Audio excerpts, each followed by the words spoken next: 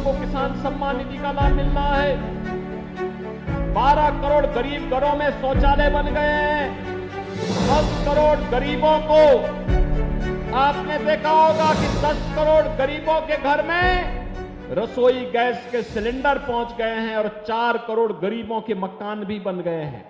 लोकसभा चुनाव 2024 को लेकर भारतीय जनता पार्टी जहां सत्ता पक्ष में होकर अनवरत जनसभाएं कर रही है, वहीं विपक्ष पीछे लगकर इंडिया गठबंधन उत्तर प्रदेश में समाजवादी पार्टी के प्रमुख अखिलेश यादव जनसभाएं कर रहे हैं और कांग्रेस के राहुल गांधी अभी तक दिखाई उत्तर प्रदेश में नहीं पड़े हैं। लेकिन उत्तर प्रदेश के मुख्यमंत्री योगी आदित्यनाथ 2024 लोकसभा चुनाव को लेकर प्रत्याशियों को जिताने के लिए नित्य जनसभाएं कर रहे हैं।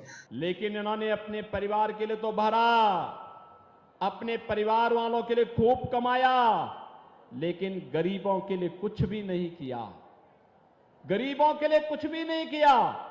और एक तरफ किया कुछ नहीं, वहीं आपने वर्तमान में कांग्रेस और सपा का जो गठबंधन है, इंडी गठबंधन, इनके घोषणा पत्र को देखा होगा। अपने घोषणा पत्र में क्या कहते हैं? ये कहते हैं कि हम गरीबी हटाएंगे। कैसे हटाएंगे गरीबी? गरीबी हटाओ का नारा तो श्रीमती इंदिरा गांधी जी ने भी दिया था। श्रीमती इंदिरा गांधी ने कहा था 1970 में गरीबी हटाने का।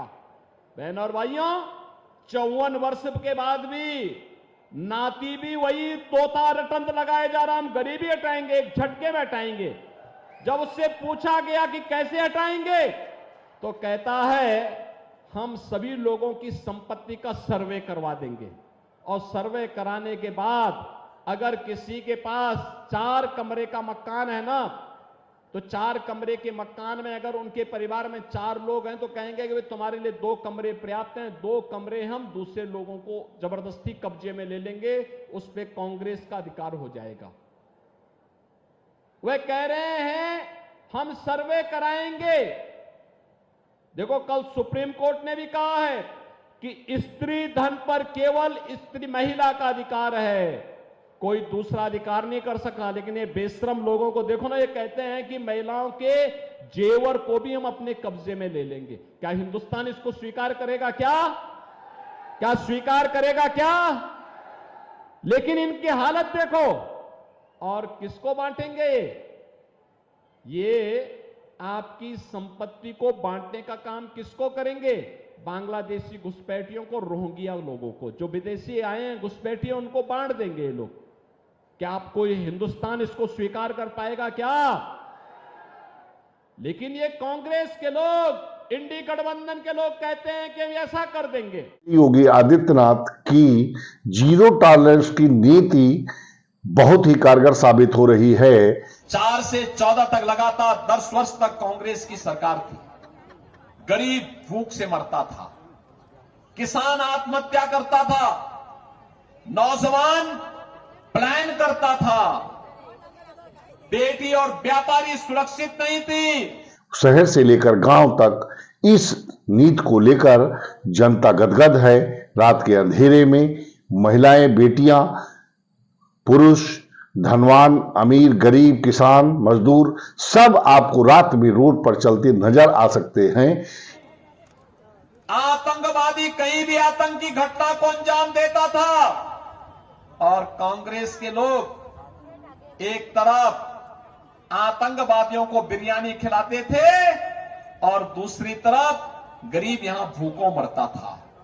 और कांग्रेस और सपा और बसपा की सरकारों की नीतियों को लेकर प्रश्न चिन्ह जहां खड़े कर रहे हैं, वहीं उत्तर प्रदेश में अपने कार्यकाल में जहां 7 साल में गुंडाराज पूरी तरीके से समाप्त करने की बात कर रहे हैं, वहीं सपा और बसपा के शासन में क्या हाल जनता का था वो भी बता रहे हैं।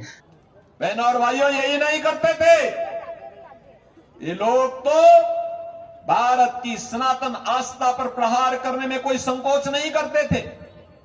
हिंदुओं के खिलाफ ये लोग कानून बनाते थे, सच्चर कमेटी की रिपोर्ट लागू करवा देने का काम करते थे और देश की आस्था पर प्रहार करने के लिए कहते थे राम तो हुए ही नहीं। यही तो कांग्रेस के लोग कहते थे।